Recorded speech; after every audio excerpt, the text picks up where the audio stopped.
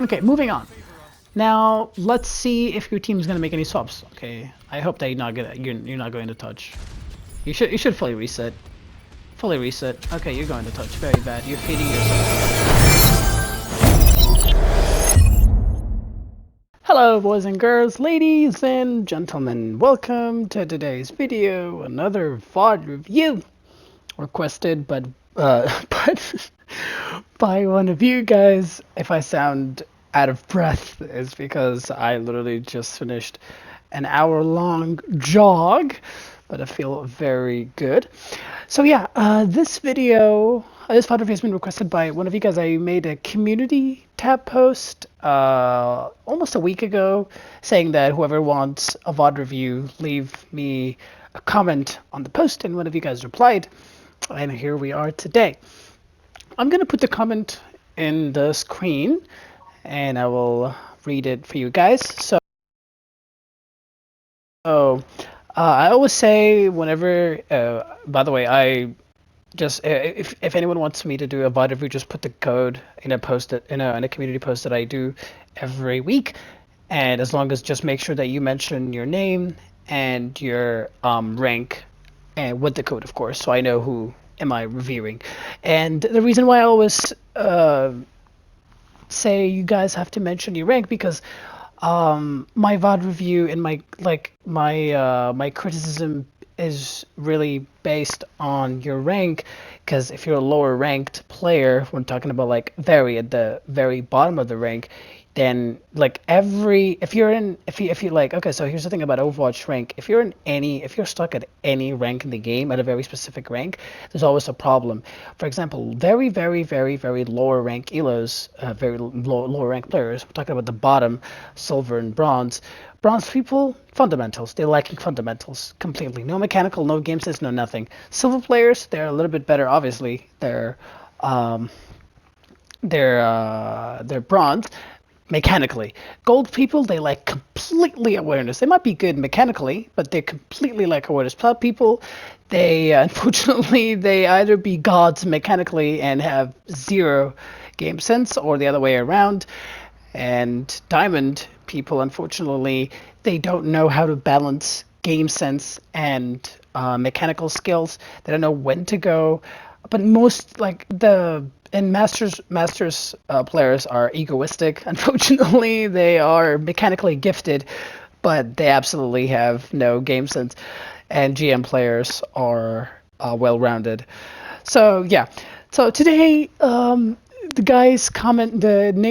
person who commented did not mention his name, unfortunately, but I'm assuming it's the Moira that we have in our screen, Risky, because his name on the comment is too risky, so I'm just going on a limb here. Hopefully it pays off.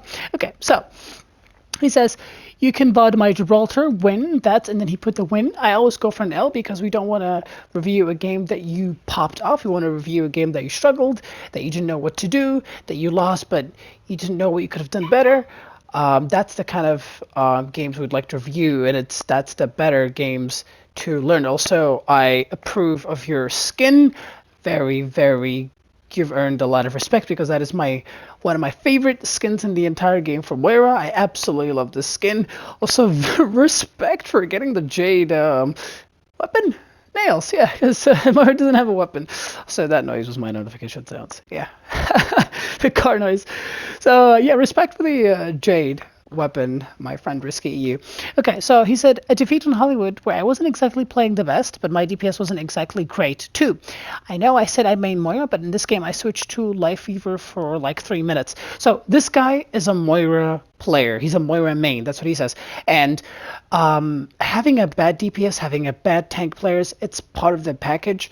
You have to get used to it. Levers, throwers, that's just part of the package. That's just Overwatch. There's really nothing you can do about it. But we try our best how to influence our game in every possible way. I personally, my support this season has been the lowest rank of all compared to all my roles, because I'm having your issues. I'm getting bad DPSs, so most of the time I'm forced to just go BAB and DPS. So when you're but of course there's always ways to deal with almost every situation in the game. Not necessarily win, but influence the game in a positive way. That's what we're talking. That's what I'm all about.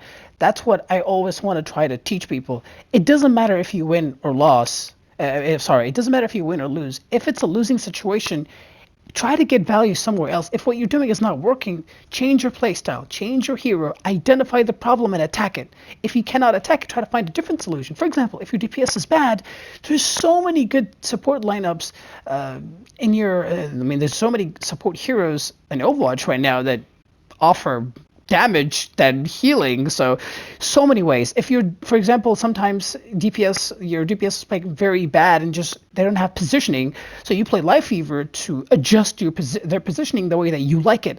It's just like there's so many things to do, but as long as you identify the problem, try to find the solution for it. Okay, so let's keep reading. It's up to you what you pick, and don't be afraid to dig at me. I'm open to criticism, honestly. I very much respect that, and I really never make fun of anybody because we're all gold or plat at some point, so, and we always gotta strive to improve, so, and I really respect that for it. And being open to criticism. Was Diamond last season and struggling to climb back to that again. So I'm assuming this guy was Diamond and he dropped right now. So back to that again, I get close, but the closer I get, the further it becomes that I just keep getting demoted. Some games, it's honestly my fault, like hands down, but other games, I know it's out of my control, but some of my teammates are horrendous. I'm not talking about bad stats. I'm talking like I'm talking about ones who's just AFK or leave. I get a lot of those, but overall I do need to improve. That is just part of the package. Leavers, throwers, toxic people. Don't engage with toxic people, throwers. Just try, for example, sometimes people like pocket or I throw. Just say yes sir and pocket them if that's what they want. Just people, and then just make sure at the end of the game you avoid them. But we're going to talk about the games that you can influence. So finally, we're done with the intro, so let's look at the team comp. Lucio Moira is a very good support. Support lineup. You have Orisa, that's very good, and Sojourn and Ashe. So the issue here is hitscan players like to off angle. And I can see if you're because this is semi-brawly. Sojourn is fine. Sojourn, she's very mobile, but we're going to see how it plays out. But this is overall a very well-rounded team comp because the Lucio smoothes out your issues. So let's see how this goes. Let's see their team comp. Oh my god, so you have matchup here.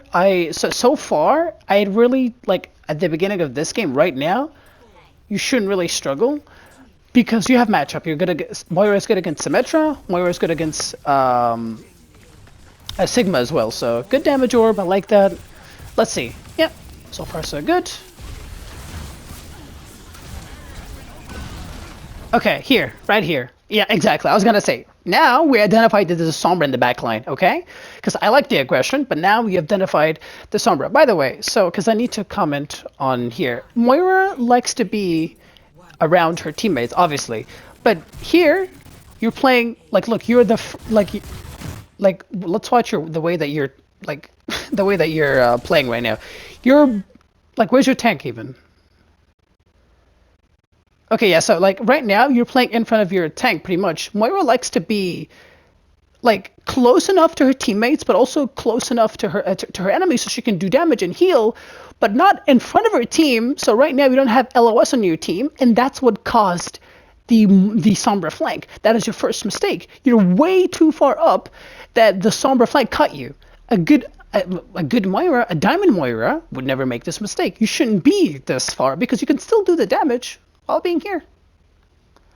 You're the defense line of your team. You don't want to be far up here because how would you know that your DPS needs healing if you're not even if they're not in your LOS? A support should always have their entire team and they're in their LOS, unless you're Lucio. I forgot to mention saying this after I edited. You also have to understand the hero that you're playing. What does your hero offer? Moira offers very good pressure in keeping flankers off of you, off of your entire team. It's your job to help your team keep Sombras, Tracers, Genjis, Pharahs, Echoes off of your team. not necessarily counter, but she's really good at countering that interaction, at least influencing it in a very positive way. That's why your positioning really matters, especially against counters, flankers. Lucio. So, but yeah, this was their straight up bad positioning, and this is what caused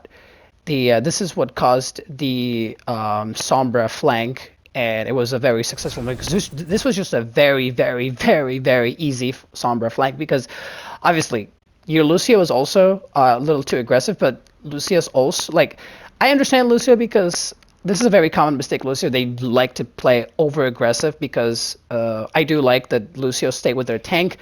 But also the same thing, Lucios should always keep everyone in their LOAs to get the maximum value of their AoE healing and speed boost. So here this was bad positioning, but as I was gonna say, let's see if you can identify the Sombra flank in the backline. You did. You immediately backed off, healed it off, and put the Sombra in check. So that's good. But now your team is isolated. So your tank is far up, but okay, you're back there. Okay, so this is good. This is good. But so far, one mistake. But the Sombra again finished off the Ashe. So yeah, you're too far up. You're too far up. Yeah. So very, very, very, very bad positioning. And I can already see if you're gonna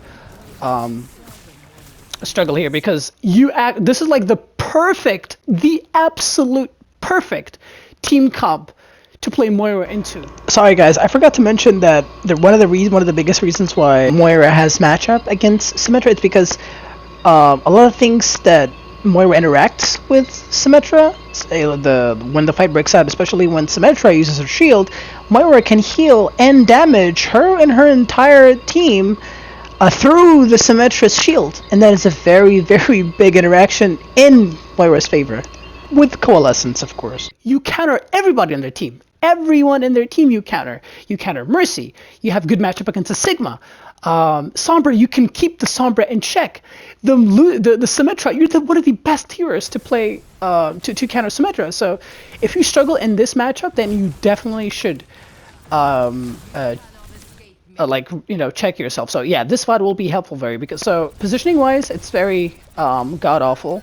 Yeah, again, same mistake again. You're leaving your team exposed to the Sombra. Yet again, a very bad positioning. Sombra is picking off your team one by one, and this is delaying your team to get a fight because your Sigma wants to push in and get a fight. So far, your team wasted 1 minute without a single fight. And look at your ult charge. The enemy team is getting the ult charge up, but your team, look, your DPS doesn't have their ultimates yet. You're 50, your Sigma's 50, but look at your Sigma is doing damage because he is poking. But look at your support and look at their support. Look at your DPS and look at their DPS. You see? Again, you're too far up. You're too far up. Yeah, this is a just straight up bad positioning. So and I mean that's good that we identified that problem. So first of all, very bad positioning, and I'm talking about bad positioning that really, really is causing a lot of issues in your team. It's not just you're dying. There's many things that it's happening in your team. One is your bad positioning is getting you killed almost instantaneously. Your bad positioning is making you not heal your team, so no ult charge for you. Your bad positioning is causing your DPS to die every time. Because there's a Sombra flank that you're not denying, and the Sombra is not even that good. She's doing the same rotation over and over again, and not once after the first death, you try to okay, I want to stay in my team and help them. Okay. And the thing is, the longer that the game goes on, the harder for you, the harder it will come for you because once the so I actually applaud Atlas here because he identified the problem. It's a Sombra. Right now, your issue is a Sombra. So he goes Brig here, try to strengthen the support lineup, which is a very good swap by him. This is what I want you to be, right here. Keeping your tank in LOS while also maintaining your DPS in check.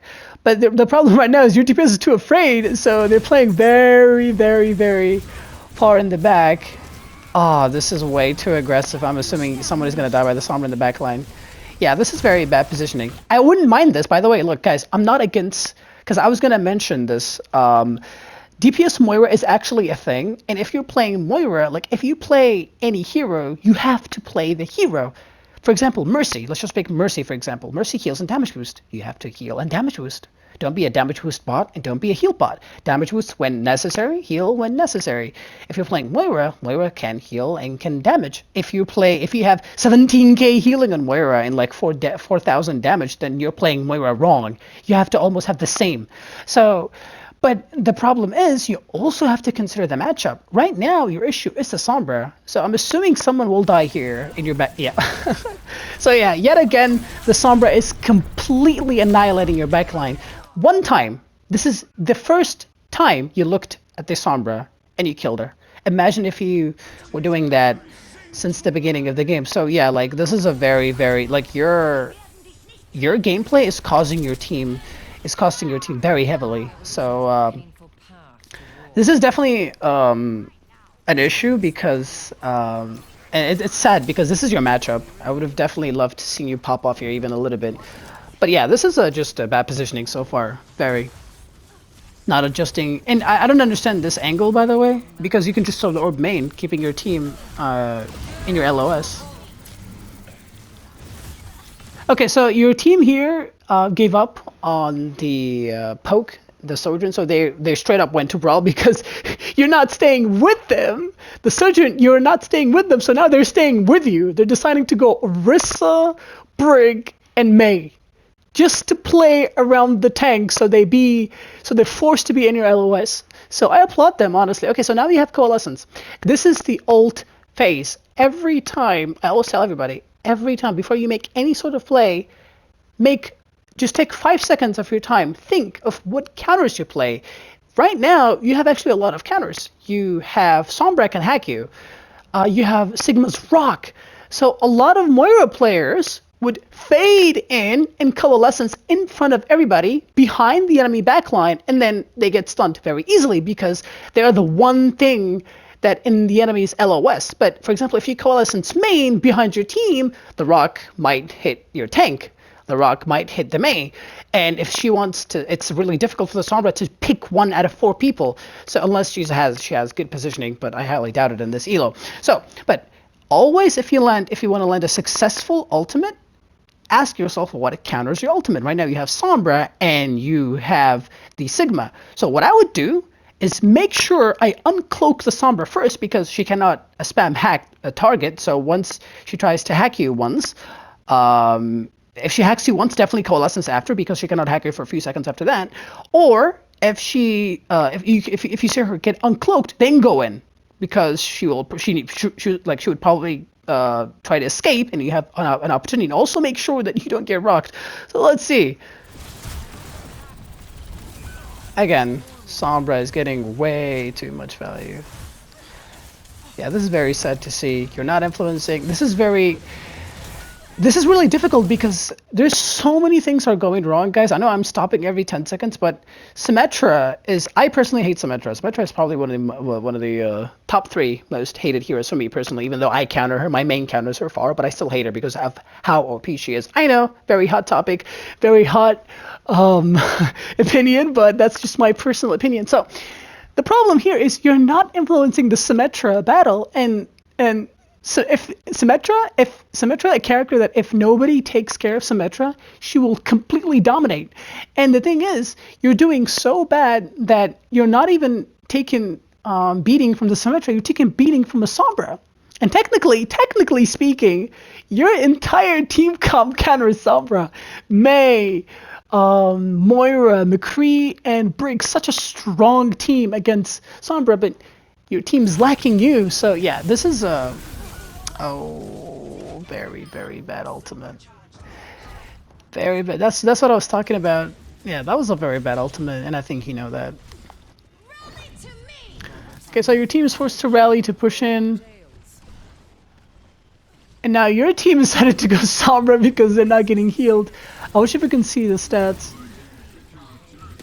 I don't mind that. That was very good. Capitalizing and damaging. I like that orb. Okay, this is good. This is good so far. Healing. Good orb so far. I like the orb. So, okay, gotta give credit when credit is due. The orb prioritization, okay, thank God I said that word correctly, is very good. You know when to damage orb, you know when to heal orb. So far, I very much like that. But I think that's the only thing I like so far. But I like your sensitivity. I like your settings. You seem very comfortable with the settings. But yeah, I'm sorry. Risky EU. I don't think this is a DPS issue. This is a straight up your issue. I'm sorry. Yeah.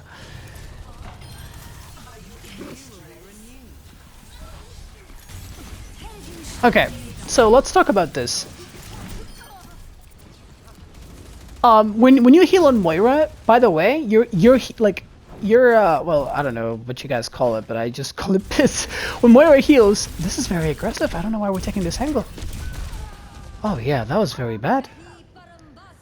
Yeah, that was very bad. Anyways, when you heal on Moira, you do healing over time. So instead of spraying a lot, if you just tippity tap it, sometimes you can top off people because it still does heal, even if you tap once. The heal. If you tap the heal once, it'll still heal over time. Good orb, by the way. Yeah, we like that. You're healing nothing. Just right now is damage time. Nice. Okay, they changed their team comp, so we have to comment on that. We have to, like, you know, analyze here what's happening. So your team is very durable right now, and I'm assuming that's why they dropped the Sombra. Very smart. I think this Giga Chat guy is actually very annoying, and I hate you, buddy. He's very playing the matchup very quickly, which hence the reason your DPS swapped from the Sombra to an Ashe, because this guy went Pharah. Pharah is really against your team, by the way. Pharah is good against Brig, Mei, Orisa, and the Moira, obviously. And since you had Sombra, she was good against that. So now, your issue is you're going to have ball rolling on your backline and Pharah spamming rockets. So your positioning is even more critical than before.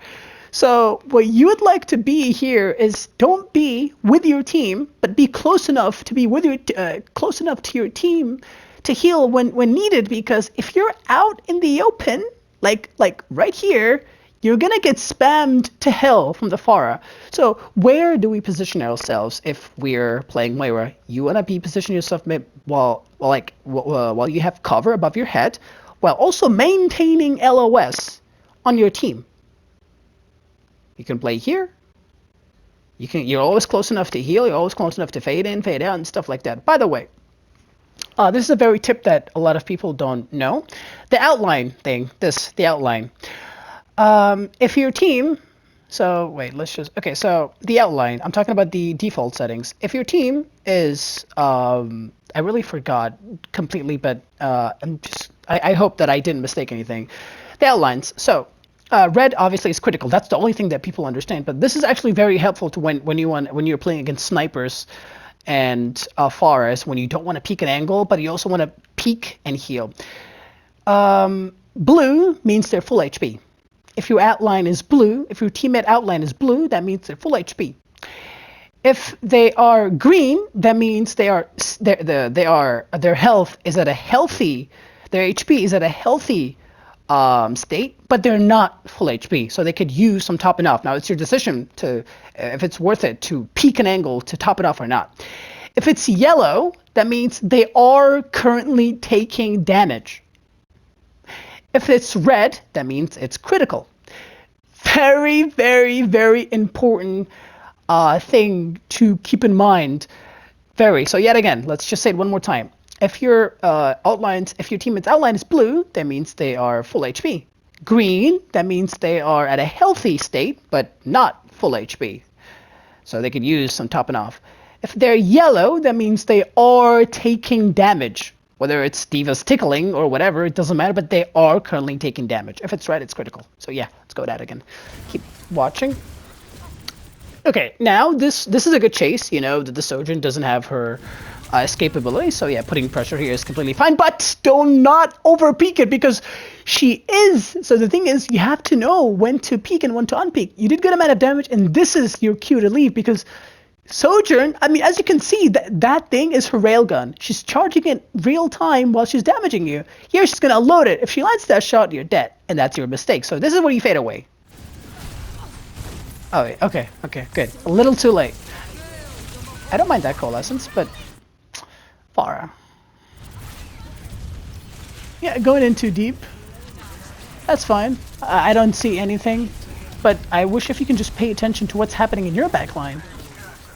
Look at the Pharah, because you're, yeah, see, that's what I was talking about. You're not, like, you're completely not paying attention to what's happening around you. So, yeah.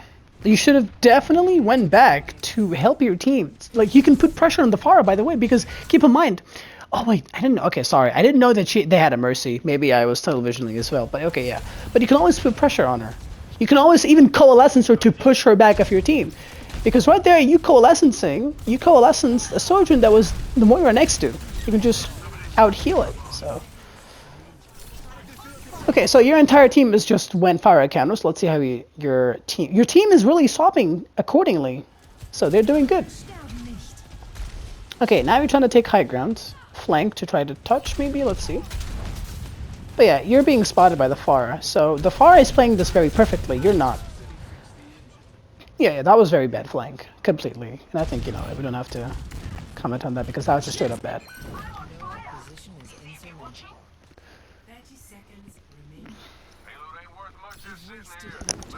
So.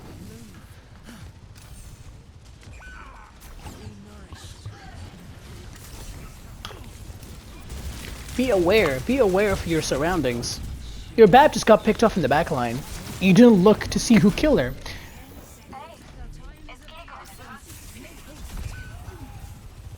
Someone died in your backline again. Like, yeah. So again, we said positioning, and I've noticed that you completely lack awareness. Yeah. This is like what I've been talking about. Lower rank people, they lack awareness, and I'm actually pretty surprised. I thought I never see a diamond player should always have awareness, but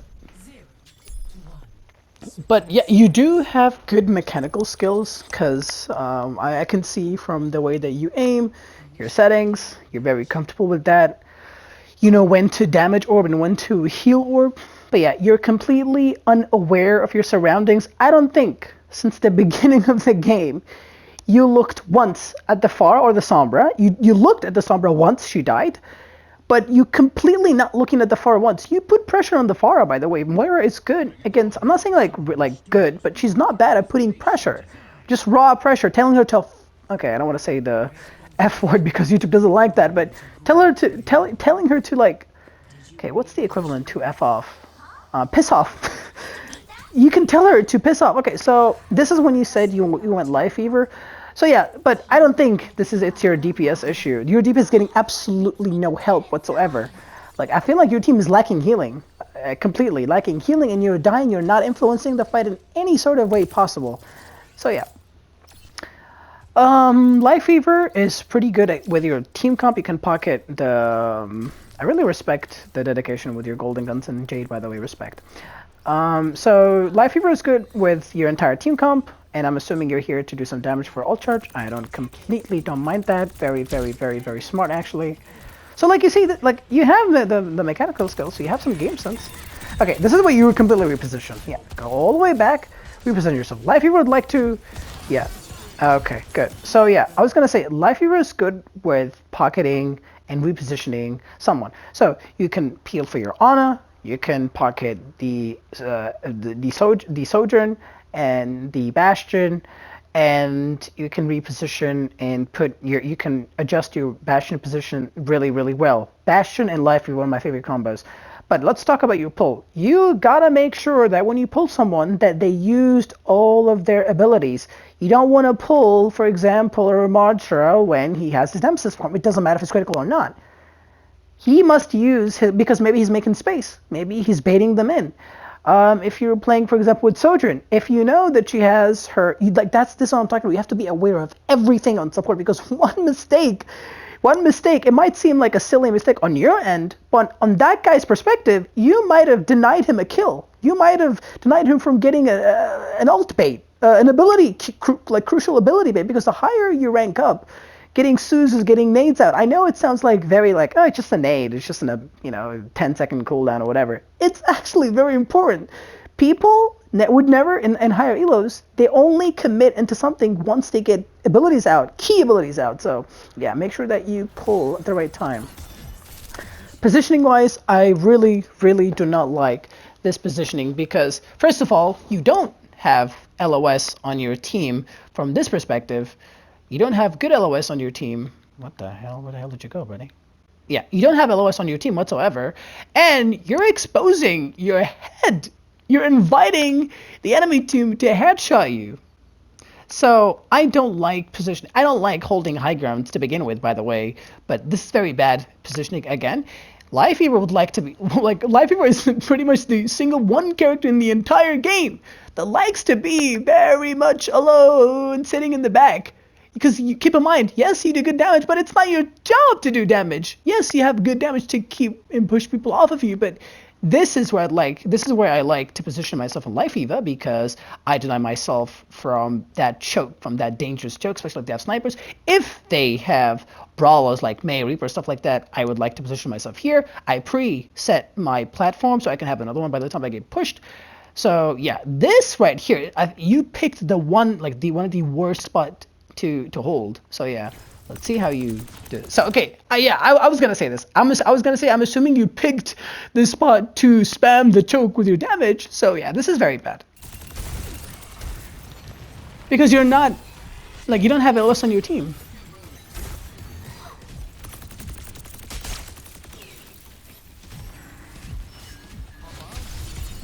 Okay, you just wasted an ability, and Pharah pushed you. You had to waste an ability, your escape ability, and now you effed up. So yeah, this is all of that due to your. Okay, so you pulled the. You see, that was a good pull, but again, that pull was because your bad positioning. So your bad positioning. Let's look at your screen. Your bad positioning caused for you to use all of your abilities.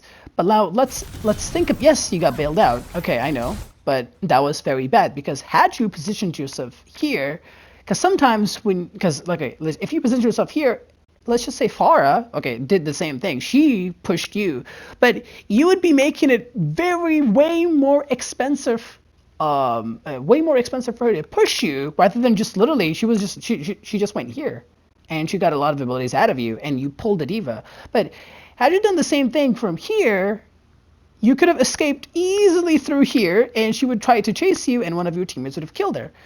Make her work for it. Don't invite the enemy team to kill you. Make them work for it. Sometimes you're bound to die, but get the most value out of it. Make them work for that kill, because you can't escape every death. You will die eventually.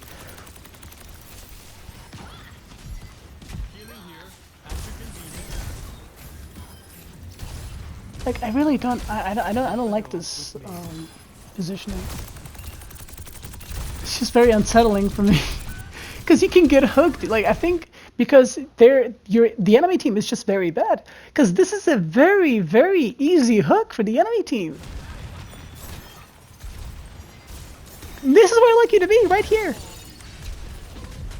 By the way, if your team is overextending, it's not your job to fix their mistake. See, this is what I'm talking about. You're done, because your Bastion here was completely out of positioning because he broke LOS. You did not break LOS. Your LOS is the point. If he broke LOS here, it's not your job. It's the diva's job to go and peel for him, not your job. But here, I always say, if you're a support player, never give away your positioning for someone who's completely out of position, because you're not going to end up saving them, and you're going to end up killing yourself in the process. So here, this was not your fault. See, the diva, that was her job. She went already. See, the diva already understood the assignment, and she went there. She should have matrixed here. Yeah, she did. So she's doing her job. But in the process, she's doing very well at her job. In the process, you give away your positioning. You got pushed by the Hawk, by the Moira, and you absolutely had nowhere to do, because the diva, her job is to peel for the Bastion. And since the diva was out of the main fight, out of the point fight, you exposed yourself to the Hawk, and it was just a free pick. Like, right now, you're giving them the kill for free. Yeah, that was this kill was a result of bad positioning, because had you survived this, your Sojourn got a pick on the Pharah, and your Bastion survives because your diva is nutty. And their entire plan of killing the Bastion, the commitment is done. But you evened it up with them for them with your death here. So yeah, again, very tragic bad positioning. Had you survived, you would have kept your Moira alive. Your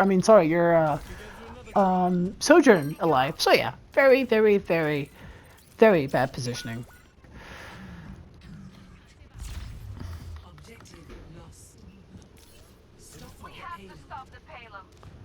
But I have no doubt in my mind that you don't lack mechanical skills. You're just lacking game sense, positioning, awareness. Again, that was a bad pull. Because your diva was in a safe spot, she had Matrix, and she had another healer next to her, and you're there. You could have just healed her. I'm not sure about that tree. I don't think that tree was good because the fight didn't even start yet. I think you just freaked out and treed. Because, the thing is, before you do anything on a character, you have to have an idea of what your plan is. So here, for example, if I was Life Eater, for example, I look at my team count. What do I have in my team? I have Bastion, I have Sojourn. My Sojourn is already dead. So I lost a very big chunk of my damage. Do I really want to treat this? No. Guess what? Because the Hog is alive. If you're playing Life Eater, never take a one-for-one trade against the Hog. It does not benefit you, it benefits the Hog. Because you tree, and then he ults, he will whole hog the tree, he'll get value, you don't. So, very bad tree. This is an interaction that a lot of people don't know. Sometimes a one-for-one trade benefits you, sometimes it doesn't. And in this instance, it sure as hell does not benefit Life Eater when he trades his tree for a whole hog. Maybe in some sort of scenarios, for example, an OT fight that you don't want to get booped off the map, so you tree early so you can get the whole hog out so you don't see none of the point. I understand that. That's a very advanced stuff. But in this instance, you didn't even do that. Like the least amount of value, which is the one-for-one trade, you didn't even get it because you ulted very far away back. I'm assuming you freaked out because when you saw Sojourn is dead, you thought the Pharah was going to barrage because I was hearing the Pharah jet. So you treed to poke the Hog. Very bad tree. Also, about the tree, there's also so many ways to use the tree. For example, in that very specific situation, if you put the tree on the point, he will just hog it. So, what other way? There's so many ways to use the tree. You can use it on high ground, like with the soldier. You can pull the Bastion on high and put the tree behind him, so he will still get the heals, and the tree will stay for as long as possible. If you're playing against Hitscan, you don't really need the tree in the point. You need, for example, you can use it to block high noons, block visors. You can use it to, as soon as, for example, when a Genji blades in, you can use it. Like if you get the perfect timing, you can deny a swing or two, giving your team and yourself a time to escape. There's so many things you can do with the blade. With the tree, it's just, in that instance, not only you didn't use it in an okay spot, but you used it very badly. You didn't get any value. You used it way too early when the fight didn't start, and you didn't help anyone in it. So the right play would, if you wanted to tree that, really, you could have went into high ground with your diva, tree to the high ground. If you really wanted to get some sort of value, you can contested high ground, allowed your DPS, your Bastion or your Ilari, so they can keep the high ground, win the battle against the Pharah, and then they will just rain down hell on the point. But you used it on the ground, well, nobody's there, you just use it for yourself so you can just poke the hog. Or you just freaked out because of the Sojourn death. But yeah, that was just an overall bad tree for sure. And you just didn't. You accomplished nothing. Yeah, your diva got demacked. This would have been a good pull if you were in the right positioning. Again, your positioning is just horrible. You're not influencing the Bastion fight. You're not influencing the diva fight. Here, like diva, Bastion and Life Eater is a very, very good combo. You could set up your Bastion here. They can't do anything about it because look at their team. They don't have a diva. They don't have a Hansa, a Reaper. Like if you set up your Bastion in a high ground, he will kill anybody and everybody. So this would have been the perfect opportunity to tree. But you already used it, so you will lose this fight because you lost. Because I always say tree is a guaranteed. Tree always guarantees you one fight on objective, but you used it very early and outside objective, so you didn't get an early fight on objective, and you didn't get value out of it outside objective. You didn't get like a 1-for-1 trade with any ultimate, so yeah, this was just a very... because you just got negative trades throughout the match. Yeah, this was a very straight up game, and Definitely. Those are very obvious reasons why you cannot touch diamond. So I really hope this video helps you, Mr. Too Risky. Boys and girls, ladies and gentlemen, thank you guys for watching. Thank you guys for stopping by. I really hope you guys enjoyed. Make sure to like the video if you enjoyed. Subscribe if you're new. Share it with your friends if you learned a thing or two.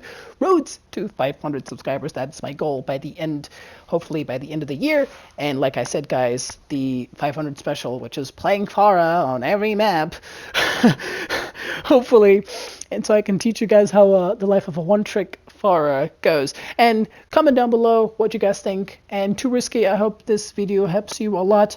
By any means, I don't think that you're a bad player. I don't try to flame anybody. This is very strictly for learning purposes, and I really hope hope that you learned, because when I do VOD reviews, actually, I have a playlist on my YouTube channel. A couple of them I did VOD reviews of a couple of people, and they asked me to review their games again after a couple of weeks, saying that it helped them and they improved. And when I reviewed them, I was so proud because I saw significant amount of improvement. Significant. I'm talking about going from 0 to 70, even maybe 80.